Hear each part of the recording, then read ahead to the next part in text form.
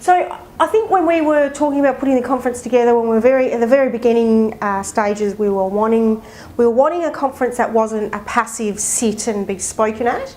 We were wanting a conference that brought great ideas, but also encouraged and challenged people to participate, to get involved, to be a part of it, not just to passively sit back and just be spectators. We really wanted people to be engaged, and from that narrative therapy, that invitations to responsibility. If we're part of the solution as a sector, then we wanted people to do some thinking. We feel that we don't often have time in the sector to do some of that thinking, and here's 2 days of some great ideas, a really eclectic mix of diverse people from across the sector, and 2 whole days where we can listen and think and engage and chew the fat, toss things around. So that was our initial idea, and I'd like to think that we've done some of that. There's been the vision wall. We were worried the vision wall would be blank, and I've resisted the temptation to write on it in different handwriting styles to fill it up, because it's filling up by itself, and it's filling up with some really interesting stuff.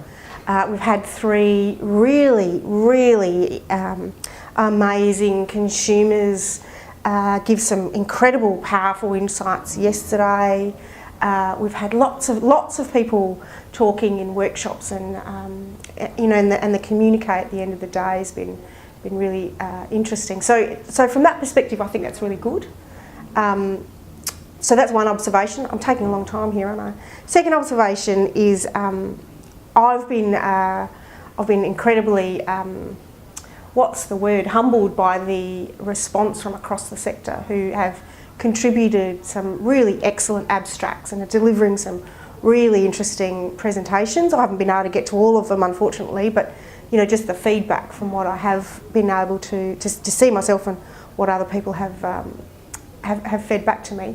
It's important that we not just talk about those research academics whose life is about exploring new ideas, but also give space to some of those people at the front line, those service delivery people who are engaged with consumers, because they often do some really innovative stuff. And when you're in that front line, you often don't think that this is an innovative idea, or that I've got time to talk about it. So yeah. So it's been great to see some of those people step up and go, look, this is our idea, this is our practice, and this is how we deliver it. And I think it's an indication of service level maturity, that people are confident and proud enough to give some rigour and talk about those services. So that's my second observation. My third observation is how tired everyone is today. I think the wind was really bad last night, and people are... I think it is. I think it is. It's that Michael Vimard talked about, at the very beginning, that the wind blowing the cobwebs out. I think he called the wind gods a bit too much. But I think it is a reflection of the ideas and the discussion and the thinking that people have done. I think that's contributed to that. We're on the downhill slide now.